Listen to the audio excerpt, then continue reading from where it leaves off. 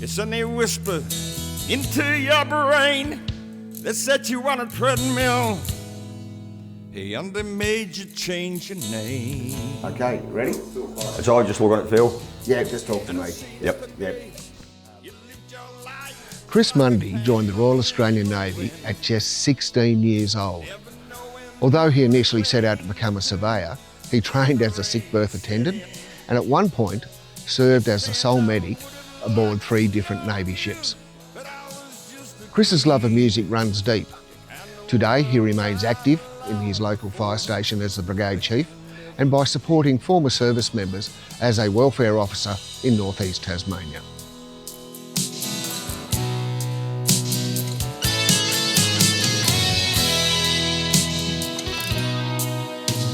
Loneliness was tough, the toughest role you ever played. Hollywood created a superstar. Hey, pain was the price that you paid. But my reason for joining the Navy was not so much in fact, it wasn't anything to do with granddad or dad. It was I wanted to get away from the home. I was living with my mother. We didn't get on. The 2 brothers, we still don't get on. And so at 16 years and 5 days old, I'm in the Navy. Like a candle in the wind, never knowing who to cling to when the rain set in. And I would have Did grade 6, and then the first year of senior school, Mum decided I should learn French, German and Latin all in the same year. And that was the end of my school days, basically. I went through to grade 9 in St Virgil's, and if I did pass, it would have been only just, but I had a word with the headmaster and I said, pass me and I'll join the Navy. I'm out of your hair. They passed me. And I joined the Navy in October '66 as a JR. You could join back in those days at 15 and a half, and so you actually had on the Sydney 16-year-olds in Vung Tau Harbour. And I get a little bit amused when I hear, we're only 19. I think, mate, some of us were 16 and 17, you know. But of course, we weren't on the 2-way firing range. We were on the Sydney.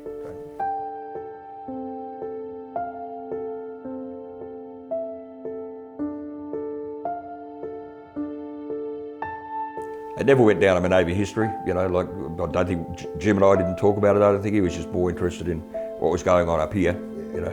And what was going up here was basically came from the black dog, and it came from pain from the back injury. And that's how he tied all that together, you know, at poor TPI. I was stunned and amazed, and also, well, to this day I still feel a bit guilty about it. But all you can do is, we can't afford not to have it because I couldn't work. And, you know, put in as much as you can and you feel a bit better. You can look at yourself in the mirror, you know, where it might have been a bit harder if you don't put in. I'm gonna take my problem to the United Nations. Yeah, my doc says, quote, love to help you, son, but you're too young to vote. Sometimes one that I'm really proud of was King Island. I flew there twice to see an old lady who had been knocked back 3 times for war widow because her husband never got TPI or EDA or whatever. But I chased down his service and he died of cancer that came from skin melanomas, and he'd spent 10 years in the desert without a cap and whatever, you know, so it wasn't hard to punch that through. And she was just so pleased, you know, she was just over the moon that somebody had actually recognised. I think she wasn't broke, I think just that somebody had recognised his service and, you know, what she went through after, sort of thing, you know.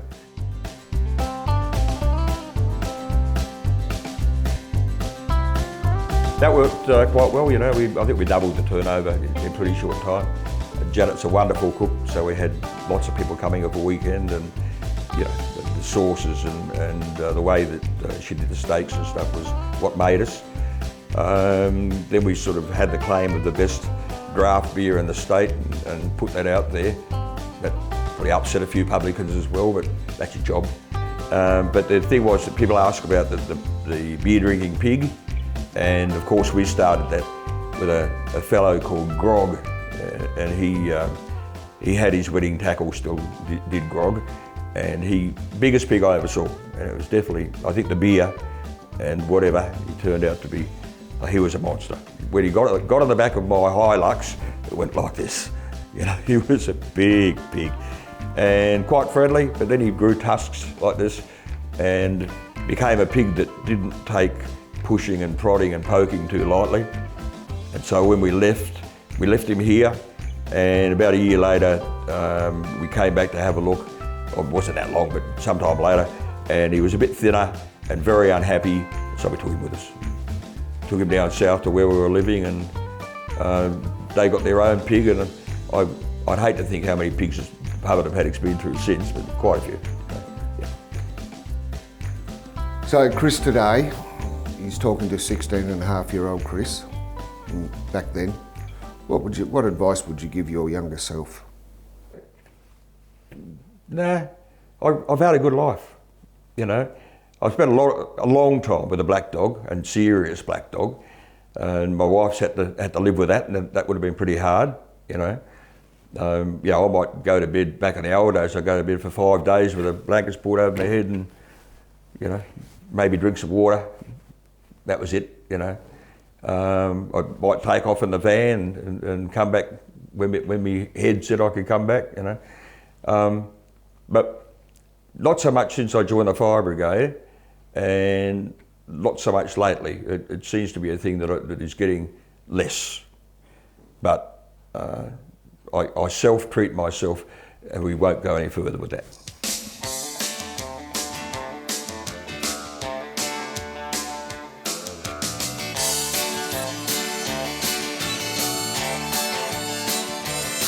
Well, I'm gonna raise a fuss, gonna raise a holler. I'm working on something, trying to make $1.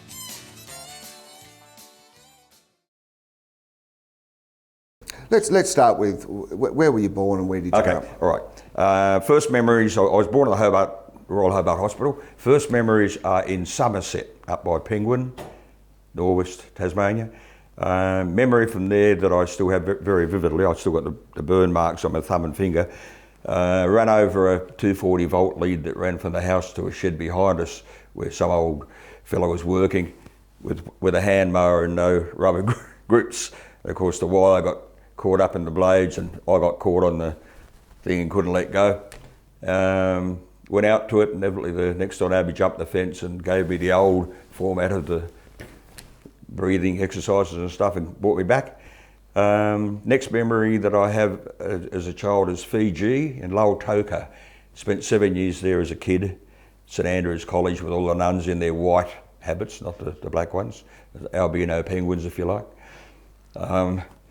And then after that, down here to Surveyor College in Glenorchy. We lived in Tolosa Street, right at the top, and did grade 6, and then the first year of senior school, Mum decided I should learn French, German and Latin all in the same year, and that was the end of my school days basically. I went through to grade 9 in St Virgil's, and if I did pass, it would have been only just, but I had a word with the headmaster and I said, pass me and I'll join the Navy, I'm out of your hair. So they passed me. And I joined the Navy in October '66 as a JR, Lewin, junior recruit at HMAS Lewin. Did a year there, had about 3 weeks off from memory, and straight on to Sydney and straight up to Vung Tau, and then backwards and forwards, did 3 trips, I think, 3 trips on that.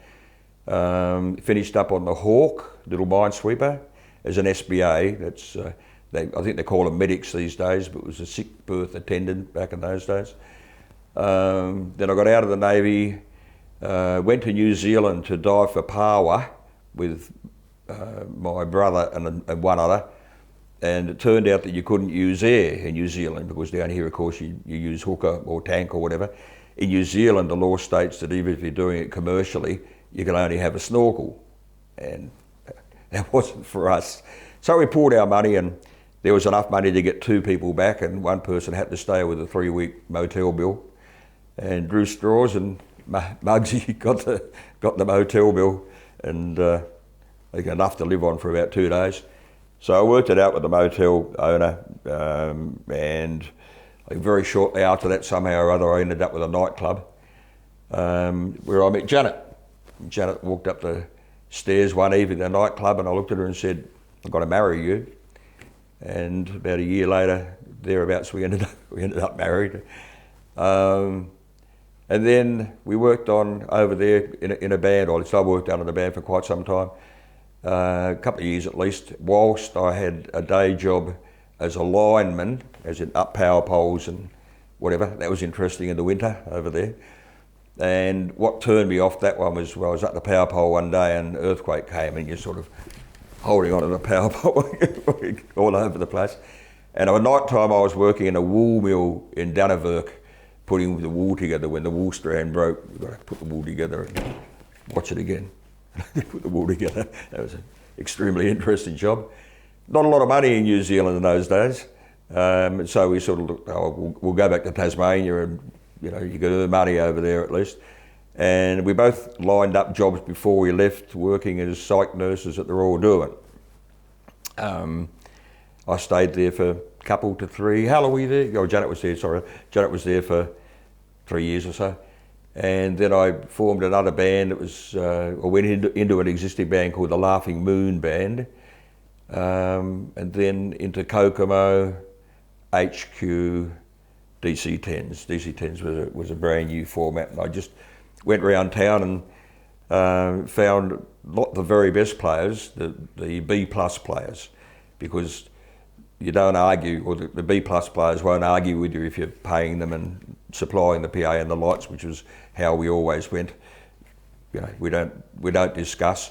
Yes, I'll listen to what you want to play, but if the decision's made that that's not appropriate for our band, that's that. Wear it. And DC-10s went really well. We were working at least 4 nights a week, normally till 3 or 4 in the morning. Got sick of filling other people's pubs, and then we had a little takeaway shop called the Pig Out Cafe, right down by the Red Line, about a block away from the Red Line, and that did pretty well. And then I was working at what was then the man at the wheel, and the person the lessee, came to me and said, "Would you like a pub?" I said, "Well, getting a bit sick of filling pubs for other people, love a pub, but I can't afford one." And he said, "How much money you got?" And I said, "About $1,400 in my hip pocket here. That's enough." And he said, "I've got to take it to see the City Corp manager, who are the second mortgagees. They're the ones that'll suffer if I walk away and the door's closed," because back in those days, I think it was 48 hours with the door closed and you lost your licence, and then to get it back you had to do all the wheelchair access and talking money that nobody would pay. So with the $1,400 I was there the next day with the keys, and ANZ Bank came to take all his alcohol because he owed them for the alcohol. And I just said, "Look, I'll pick $1,400 worth at wholesale. That'll be my running alcohol, if you like." And that all worked. And then about, I think, 2 or 3 years later, we started discounting beer at the public bar, because the public bar, you had to be open 40 hours a week. The public bar was serving beer to, I think, 2 old diggers from up around the corner, and virtually an old folks home, but for men only. And we thought, "Oh, we've got a beer here, we'll discount some beer and see how we go." So I discounted the price of a 6, I think it was maybe, let's say it was 97 cents, down to about 80, put a sign outside. Next thing you know, we're full of old diggers. And I think we were turning over 4 or 5 barrels where we were doing a half before, a week.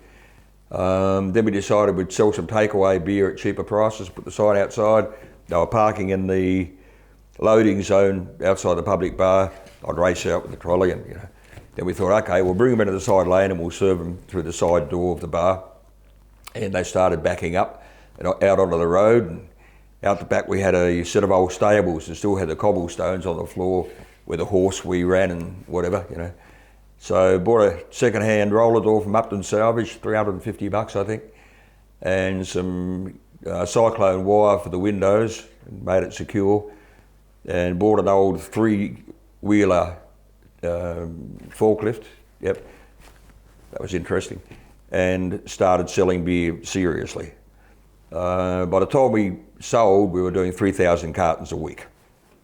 And, the other publicans didn't think much of us, but I was there to make a buck, not to worry about them. From half a barrel. Yeah. And meanwhile, the band's still running in there 4 nights a week till 4 o'clock in the morning, And we were lucky enough to have some extremely good musos in those days in DC-10s. In fact, there was never a DC-10s with bad musos, But we were lucky enough to get some of the best in the state. And what happened then? Well, we sold that pub. Now, 3 years before we sold, we'd bought the pub and the paddock. And so as soon as we sold that, we moved back up to the pub and the paddock. It was describe to us, and particularly those that will watch this, what is the pub in the paddock? Okay, the pub and the paddock is just a country hotel. It was actually built by the Terry family, T-E-R-R-Y surname, and that was because she had some sons and they were always going up to the Gould Country pub because the publican there had 3 reasonable looking daughters. And so the boys were forever up there, not helping with the farm and whatever. Mum and Dad decided, okay, well, we can solve half that by making this a pub. Don't know about the girls, but we'll see what we can do there. And they turned it into a hotel. And it's been known as the pub and the paddock, I think, even since those days, well over 100 years ago. Then we came back from the southern pub, took that one over. We worked it for 3 years to a 95. During that time, we virtually tore the place to bits and redid it all. The lounge bar and public bar were either vertical pine board or false brick wallpaper. And it wasn't, too cute. And the accommodation was, I have to tell you, the first day we got there, I thought, where am I going to start? Janet drove away, and I thought, I'll have a hot bath, and I'll make up my mind while I'm in the bath where I'll kick off. And I jumped in I ran the water in the bath, and jumped in the bath, and it went through the floor onto the ground below. Okay, we know where we're going to start. That worked quite well, I think we doubled the turnover in a pretty short time. Janet's a wonderful cook, so we had lots of people coming over weekend, and the sauces and the way that she did the steaks and stuff was what made us. Then we sort of had the claim of the best draft beer in the state and put that out there. That probably upset a few publicans as well, but that's your job. And how we managed that was my father did the same. So my father was he worked in pubs for a while. My grandfather had the old hotel up Cascades Road. It's the Cascade Inn. Yeah, he had that for a while. And he taught me that don't use the powders that you clean your lines out with, use honey. And that actually gets into the line. Back in the old days it was steel, so it couldn't. But the plastic lines it gets into, and the head's better. And every single time you take a sip, the ring stays there. So you can come half an hour later and there'll be a glass with 8 or 9 rings that are solid and they don't move. And any beer drinker back in the old days would look at that and go, that's a good beer. They taste it and yep. So we had people coming from Launceston, Scottsdale. Some would stay all weekend, 3 or 4 old diggers, just stay there drinking all the time. And eventually we said, you can have the accommodation for nothing. You hear that often, you're spending the right money, crash out one of the rooms. That all went well. We sold in 95, had a bit of a relax, and then we leased a hotel with an option to purchase at a fixed price in Rosebery. And, 300 days a year of rain and whatever. And the people there were very Rosebery, and came to us at the bar and said, have you bought the place? And I said, no, we've leased with an option to purchase, and if we like it and there's a buck in it, we'll purchase in a year's time. Well, we're not going to support you unless you buy it now. Sorry, we're not going to do that. So that went downhill. We managed to keep a trade going enough to pay the lights, keep the lights on and whatever, but no money in it. So we left that after a year. I won't go any further with that. There was a funny thing that happened, but we'll leave him out of it. Yeah, we'll bypass that. Yeah. Back up here, I think shortly after that, we bought the floating seafood restaurant that was called the Paddle Wheeler. Now it's steel. It was wood back in those days. It's a takeaway shop now. We had 22 to 24 seats inside, and that was full virtually every night. Now, how that was accomplished was we had put an A-frame sign out the front, and I'd stay over quite often to get the fresh fish in the morning that was available, and we never sold anything that wasn't fresh. That was how it was. And you'd have the sign, and you'd put seats left 4, and so the terrorists would come by and they'd say, "Oh, only 4 seats left, and we've heard about this place." And so they'd race up the gangway, and I'd bring them in, and every single table would have reserved on it except one. And they'd take the table for 2, 3 or 4 people and put a reserve sign in front of them, and then they'd go out, they'd drive away, and you go outside and rub the 4 out and put 6 or 3 or whatever, And in short time, always before lunch, you were fully booked for that night. And it worked out well because you could also say, look, 6:30, and they'd say, no, we'll be here at 7. You go, sorry, 6:30. And so 6:45, 7, 7:15. That way, Janet had every 15 minutes, there was a group, and she had that time, People weren't being backed up, not all turning up at 8 o'clock and, okay, you get fed in an hour and a half or something, It was just smooth. After that, on to the TPI. Fella called Jim Saddington, very nice bloke. He came to dinner one night and could see that I was not in a very good way. I spent a lot of time with the black dog on the boat itself and upstairs. Some nights I couldn't even come down, so Janet had to do it with a female staff member or something, And I think I was about to chuck the TV through the window or something this night, and James just came up to me and said, "Oh, Jim, I want you to come to the Veterans Centre and have a word with me." And he'd asked me if I'd serve first, and yeah. And so the next day I went up to see Jim, and he said, what happened in your service? And I said, well, basically bugger all. We just went up and back, Anything bad happened? I said, took a dive. I was down damage control section 3, and the job was to check the temperature of the shafts, like the main shafts had oil bearings or whatever. And you had to detect the temperature and write the temp down. And we're in Vungtau Harbour, and you hear action stations. This is not an exercise. Hit the vertical ladder that went up to the engine room and whatever, 3 decks high, I think it was. I don't know how high I got for sure. Hand slipped and straight back down again, and that took out between L4 and L5 pretty badly. Made it up to the bridge, virtually at the crawl there, and got told off by the Jimmy, how come it took you so long, and trying to explain to him what happened, and that was all okay. Anyway, Jim said, have you ever seen a psych about it? And I said, yeah, 7 years under a psychiatrist, still go to see the guy. How come you haven't made a claim? And I said, claim for what? I knew nothing about pensions, no idea at all. And the next thing you know, I had TPI. And so Janet and I just sat down and thought, well, I didn't feel I deserved it. There was fellas out there that saw some real serious stuff. I wasn't out there on the 2-way firing range, and still to this day I'm a little bit about it. But we decided, okay, we'll put in as much time as we possibly can into volunteering. And so I became a welfare officer, eventually became the state's welfare coordinator with the RSL. Got up to pensions advocate level 3 and got a lot of pensions done with the old guys around here, mostly EDA because they were too old to get TPI. We got a couple of TPI that were still young enough. One that I'm really proud of was King Island. I flew there twice to see an old lady who had been knocked back 3 times for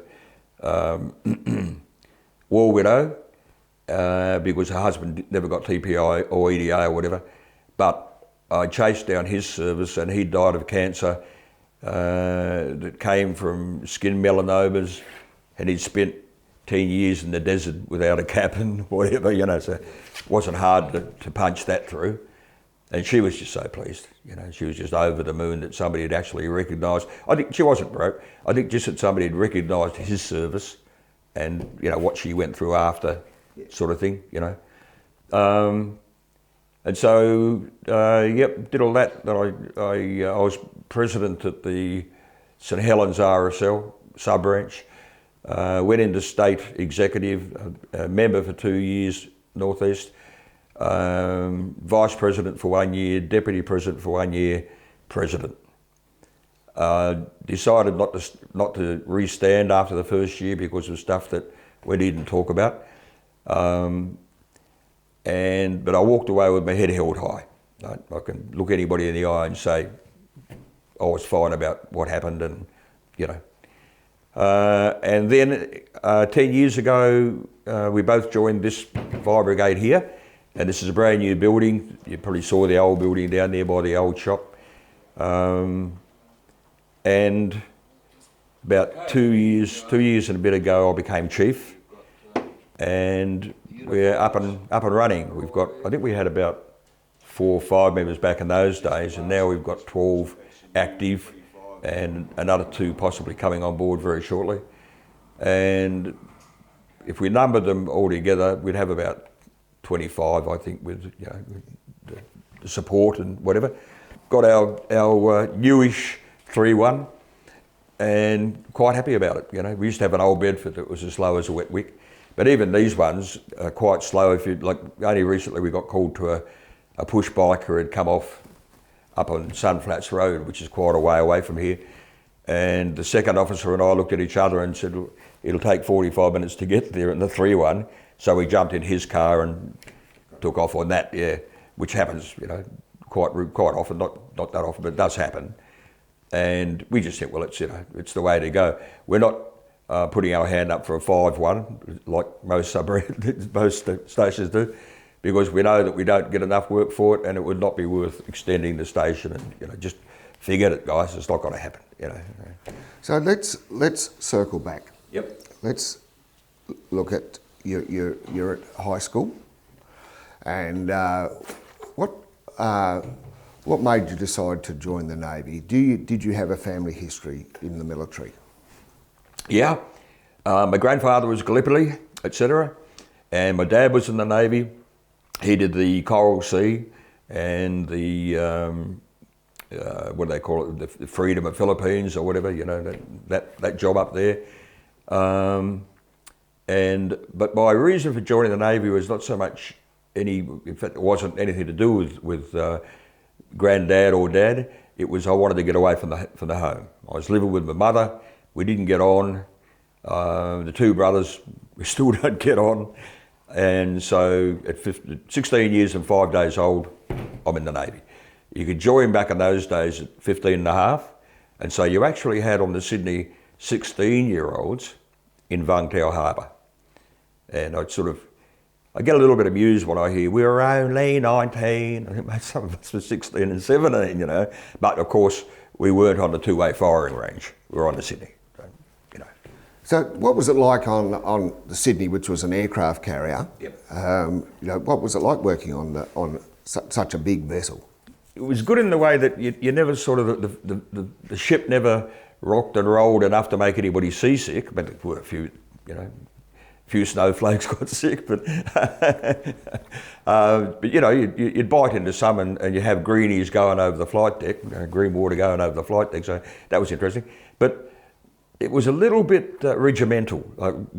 I noticed the difference on the Hawk was just a bunch of guys, you're all mates, do your job and nobody's got to worry you, sort of thing, Whereas on the Sydney it was, your lockers were still checked and your creases were counted and, all that sort of stuff. I didn't mind. I mean, okay, you joined up, you knew that was part of your job and you do it, But it didn't, for me, it didn't have the freedom of a smaller ship. So I was extremely happy to get onto the Hawk.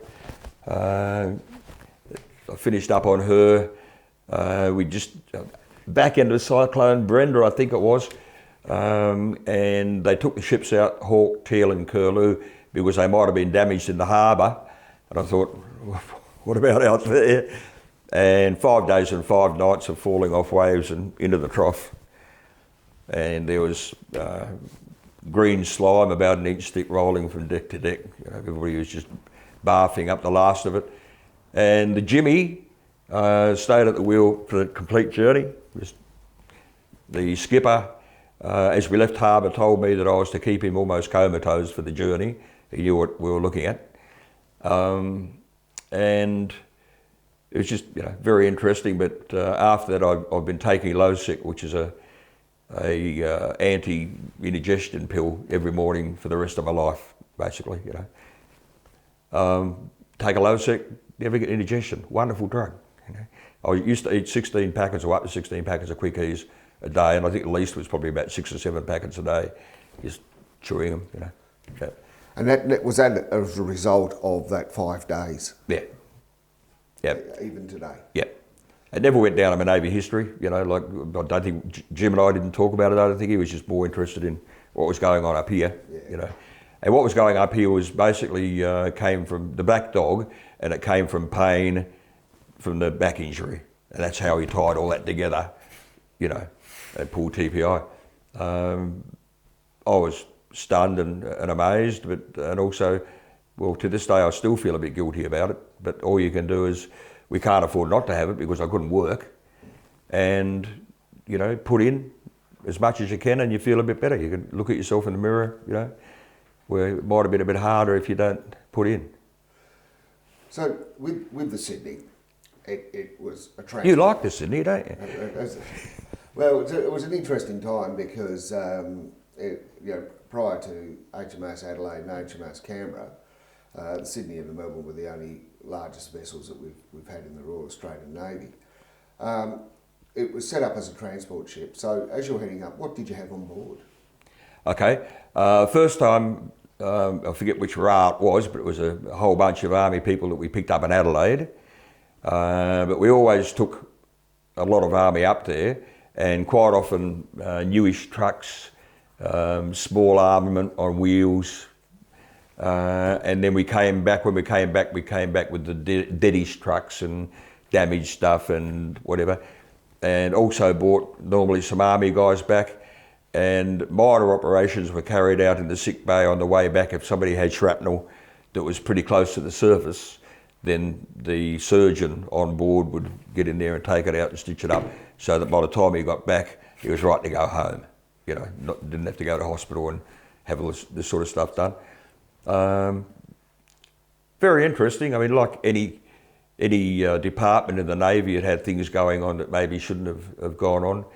I know that when we stopped up there once, there was enough watchers came on board and were hidden in the sick bay to run the country for a couple of years. You know, rabbits, as we used to call them, rabbits. You know, you go off the ship, and if there was something hanging out of your bag, somebody would scream out, "Tuck those ears in. We don't want to see the rabbits leaving the ship."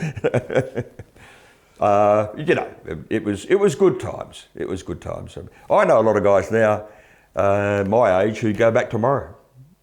You know, obviously they couldn't do the heavy work, but a lot of them would love to go back and just, even if it was office stuff. But they go back in. Yeah, but all too old. So back to that, Chris. Yeah. So how long was it to go up and around? Normally, probably about 3, sometimes 4 weeks. It depended on how long it took to unload and reload. You know, they were pretty efficient. They had, I think what they called those choppers with the 2 huge blades and the sort of gap in the middle. Those things, you know, picking stuff and carried away. I remember once back in Sydney, a fellow decided he'd drive one of the trucks down to where it was going to be picked up because they were pushing him, and this one starts, but it didn't stop, and he managed to sort of haul himself off before into the Ogden went the truck. Yeah. Good times, but yeah, we never got to stop at Boogie Street and all those places that most sailors stop at. You know. the dance of the flamers and all that sort of stuff. We never managed to get into that sort of thing. So it really was sort of a tight schedule in many ways, and then return to Australia to obviously resupply and back up again. Yep. The resupply was interesting. I mean, it wasn't done mechanically. It was done by manpower back in those days, like a heap of men in a row, and from down on the deck, up the gangway, down into the holds and wherever it had to go. And obviously that happened with all ships, but you can't mechanically do that. Although I imagine these days there's probably a crane that just drops something down a hold and that's that.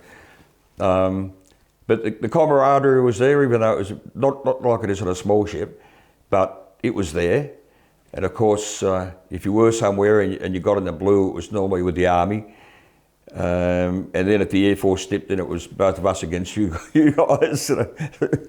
They're just, I think standard stuff that virtually every person that went through it in those days saw, and that it would have been the same previously. These days, not so much, because you can't.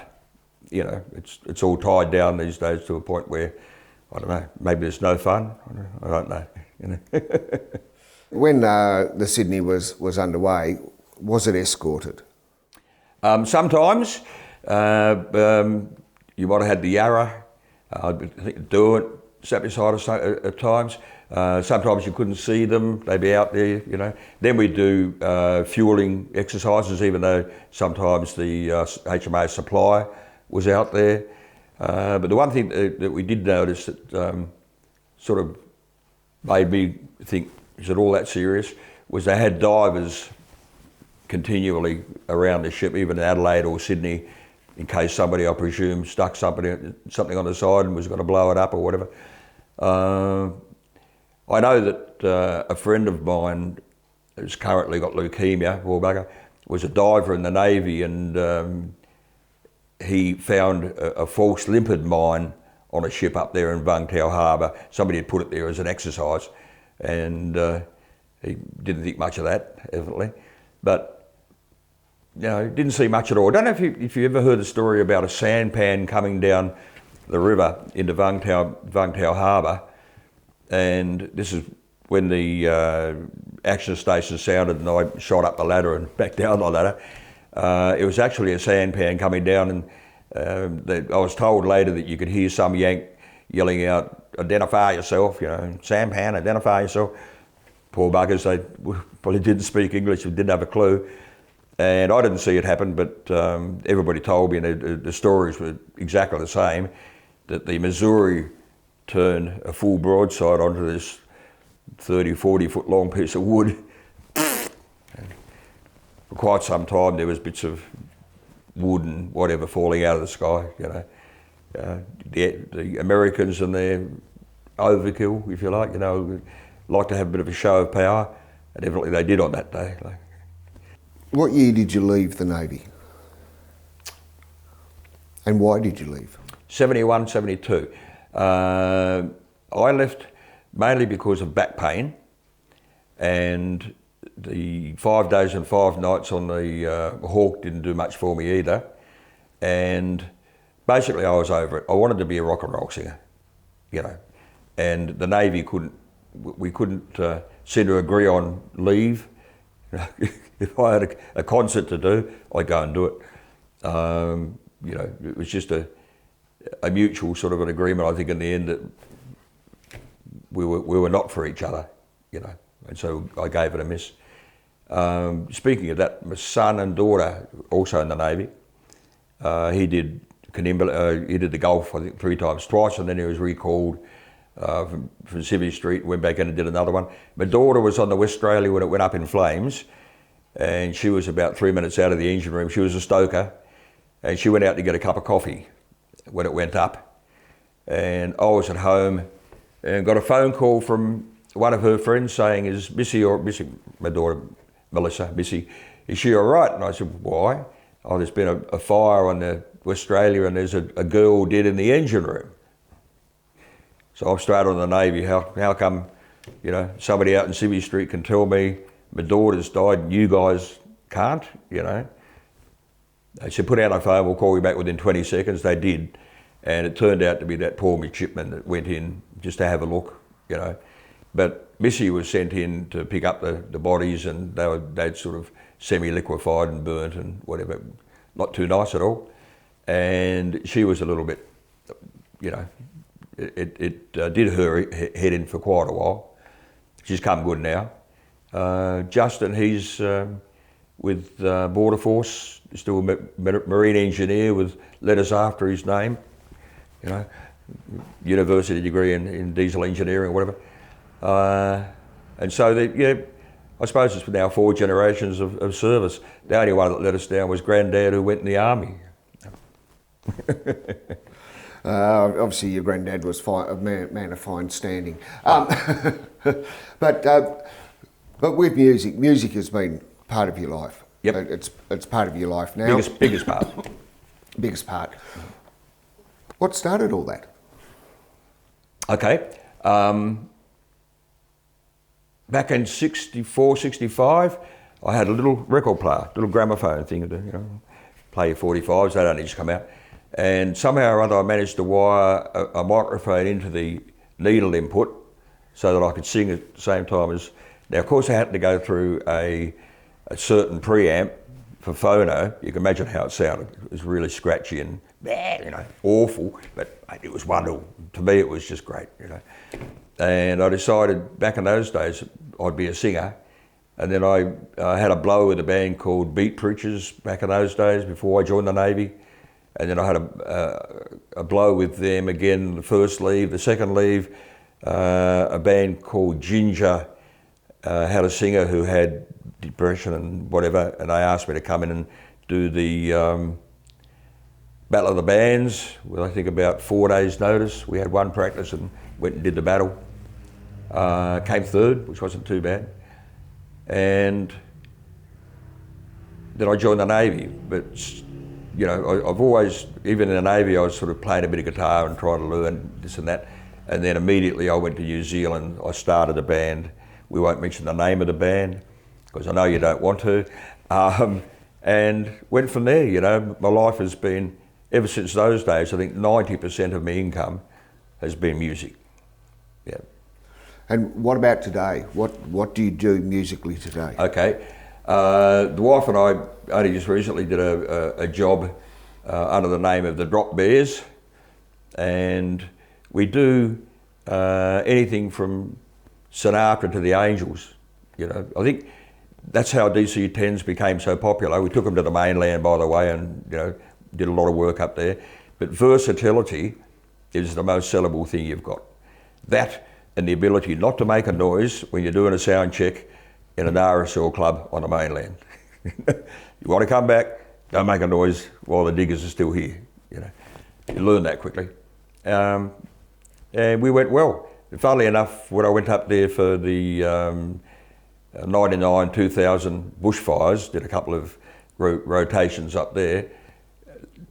Some of the places that we were working, like Kempsey, Southwest Rocks, etc.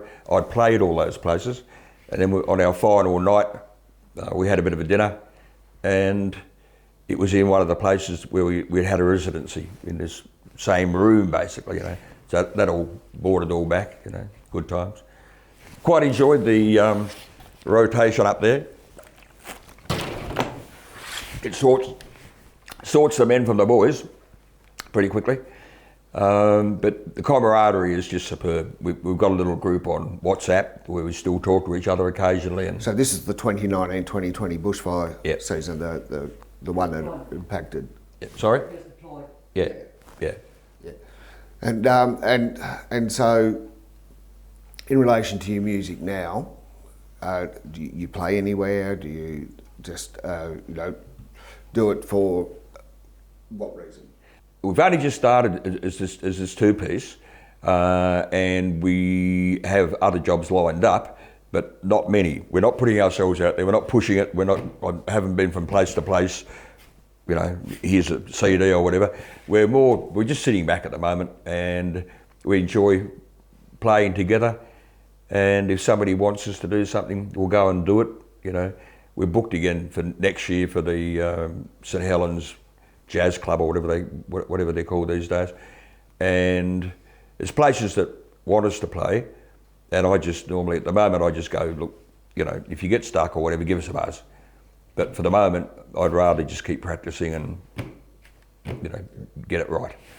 And so, once again, versatility. You've got to be able to play anything for the oldies, like the 70-year-olds don't want to listen to the Angels, and 20-year-olds don't want to listen to Matt Munday or whoever, you know. So you've got to be able to look at the audience and work out your percentages, and if it's a bar situation, you've got to be able to,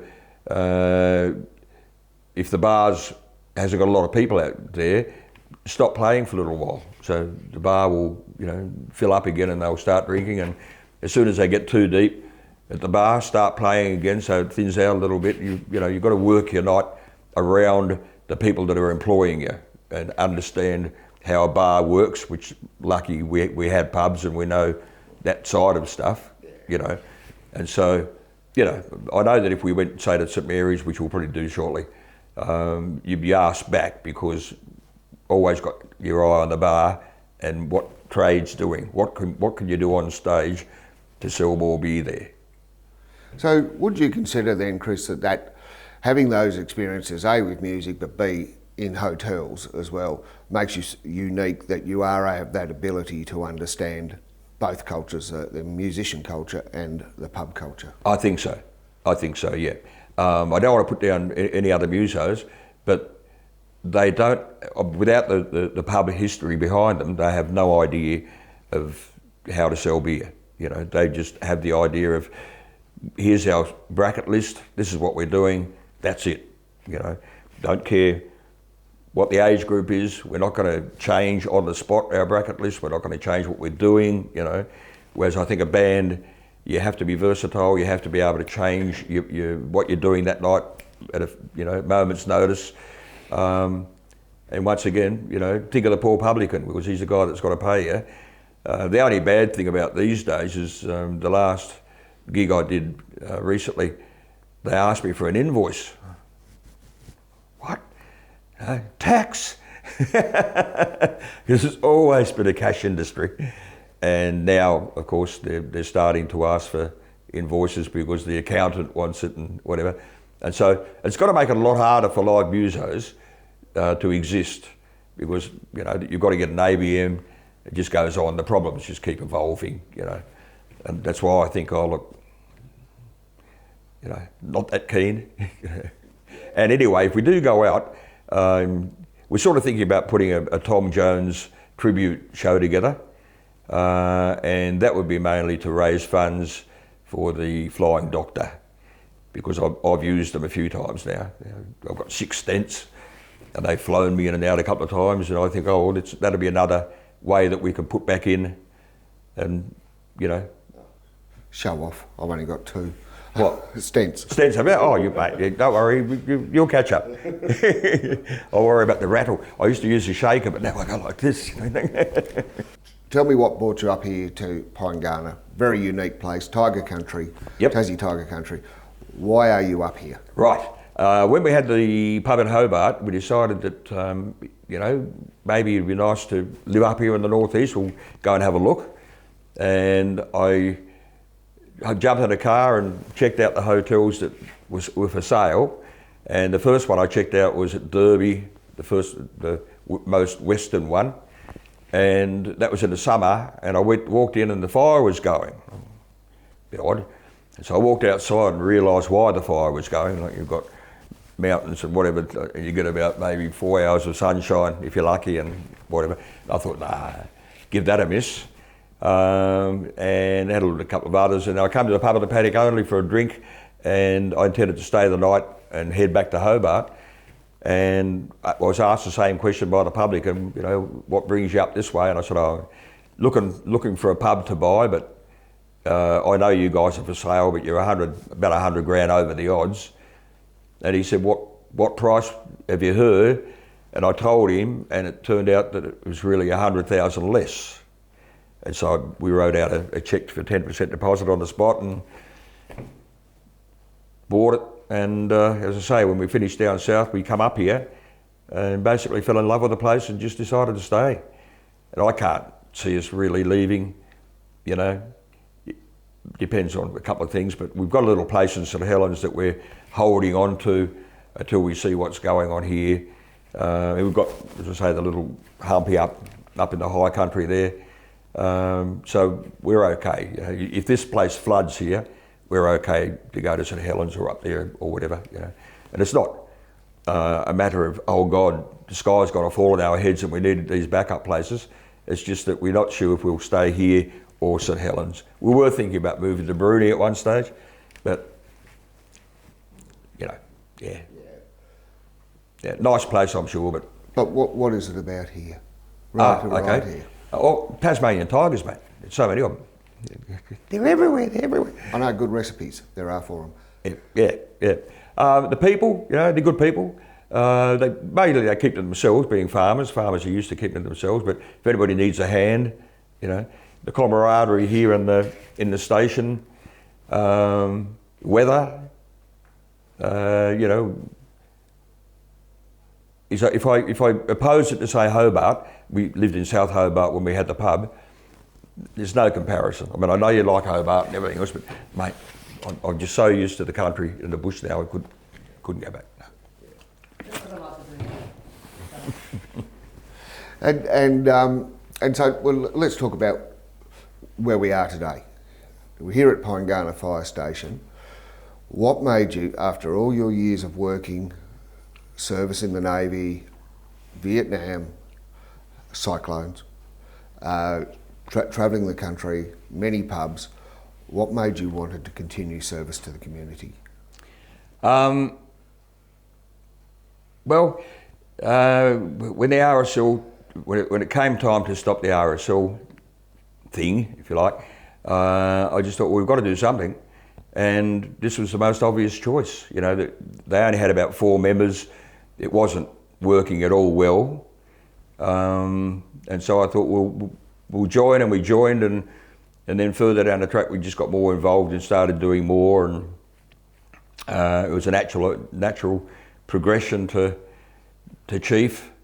Janet's the secretary, and you know, we've got a really good team. We've got a well-trained team, and there's no faction at all. You know, there was a tiny little bit of that up to about a year ago. Not huge. Never any open arguments or anything. But even that's been resolved. We're just all a group of people that like each other, and you know, they pull finger when the time comes. And so, given that you know, we're essentially in a rural area, how hard is it to recruit new members? Not difficult. We found it pretty easy here, and I think it's because that maybe the word gets out that there's no politics, there's no factionalism. I mean, nobody wants to go into a situation where there's arguing going on, be that an RSL sub-branch, be it a brigade, fire brigade, whatever. Nobody wants to go into that sort of situation. But I think when they hear that it's just a group of good friends, no arguments. Janet cooks a really nice dinner for us after every training. You know, I mean, most places have a snag on, you know, with a bit of bread or whatever. We have a full-on dinner every single time we train.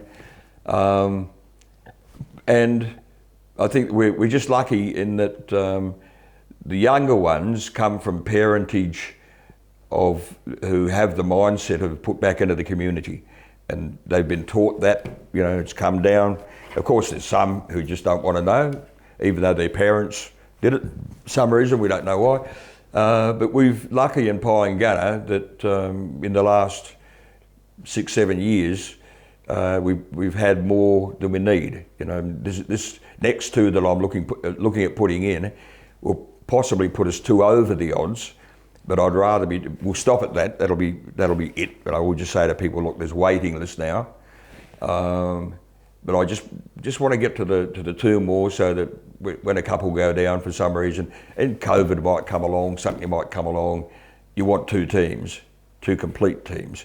And so, you know, if the bushfire happens here badly anywhere and we've got to go and help out, we've got enough personnel to rotate and keep our truck out there working. And what's it like for you with all that background?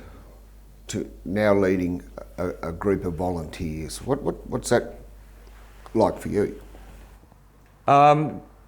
Interesting. You get a lot out of it yourself. You know, I think I get more out of it than I put in. It's not a chief and Indians situation. It's just Chris and the boys and girls, you know, and everybody chips in. I don't intend to be chief forever. Hopefully, when my 5 years is up, hopefully I will have trained a certain man. I think we all know who's going to be the next chief. It'll be an election, but I think it's a foregone conclusion who the next chief's going to be, and hopefully he'll be ready and willing in time for just under 3 years to step up. And when that does happen, I won't chase an officer position at all. I just go back to my 3 stripes and be quite happy with that. Of course, I imagine that I'll have to back him up for a couple of years, you know, until he's totally across the whole thing. But you know, you as a chief, for some reason, you're not taught how to be a chief. You're just there and you learn. And you know, some stuff that you should know, you mightn't pick up for a year or so because you've never heard of it, you know.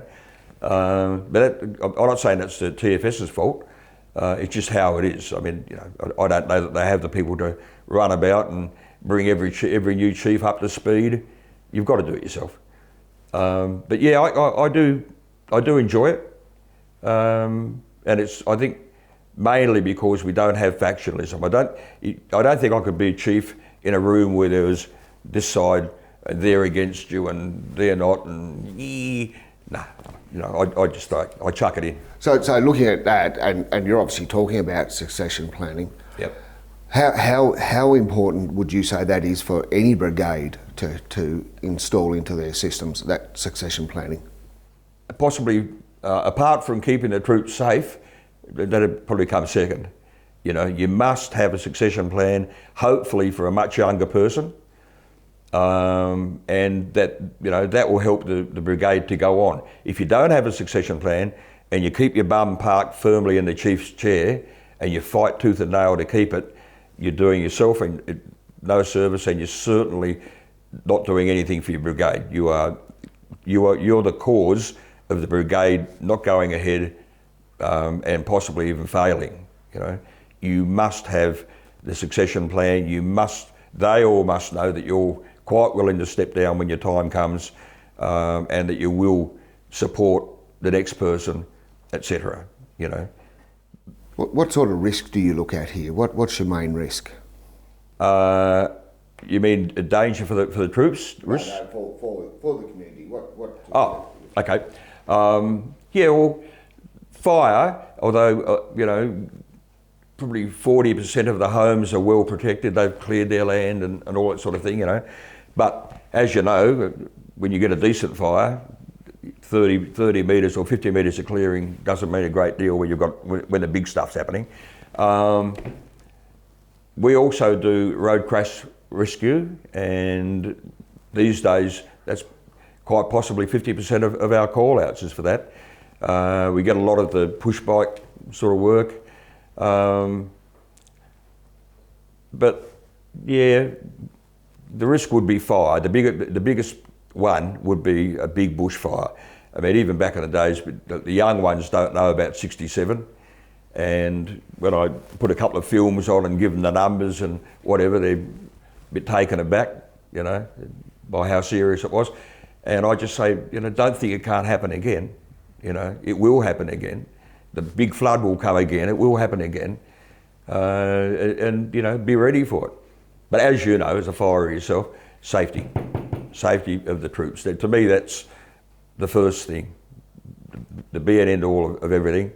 And secondly, keep it going. You know, well, safety is training and all that sort of stuff, you know, but keep it going as well. So to anyone watching this, considering to join a brigade, a volunteer brigade, what would you say to them? Do it. You'll feel better within yourself. A lot of people get the black dog or function a little less than they could because they don't have the interaction, they don't have, they just don't have the human beings around them that they would if they join the brigade. They've instantly got a group of people that are friends, they become part of that friendship. You can normally, if you get stuck, you can call on a member of the brigade to come and give you a hand. If if you're stuck, don't just ring them up all the time and go, I need you, only when you're stuck. But I think that the biggest thing that I'd say about it is that if you join the brigade or a brigade, you feel better within yourself, and you'll find that life just improves in many ways because you've got friends, and you're doing something and you're learning something, and even the community at large have a bit more respect for you because you're putting in, doing the job. So Chris today, he's talking to 16-and-a-half-year-old Chris back then. What advice would you give your younger self? Don't know that I would have changed a lot of things. I could have been a better boy in the Navy, but my excuse is I was a kid, But I don't know that I changed a lot, I mean, I did a couple of bad things in my time that I probably wish now that I hadn't done. Nothing too serious. I've had a good life, I've spent a long time with a black dog, and serious black dog, and my wife's had to live with that, and that would have been pretty hard, I might go to bed, back in the old days, I'd go to bed for 5 days with a blankets pulled over my head and, maybe drink some water. That was it, I might take off in the van and come back when my head said I could come back, But not so much since I joined the fire brigade, and not so much lately. It seems to be a thing that is getting less. But I self-treat myself, and we won't go any further with that.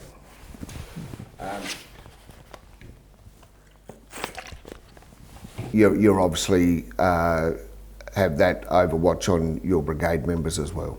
Yes. How do you manage that in the brigade? Okay. Quite often, well, obviously the buck stops with the chief, okay? But I've got some very experienced people.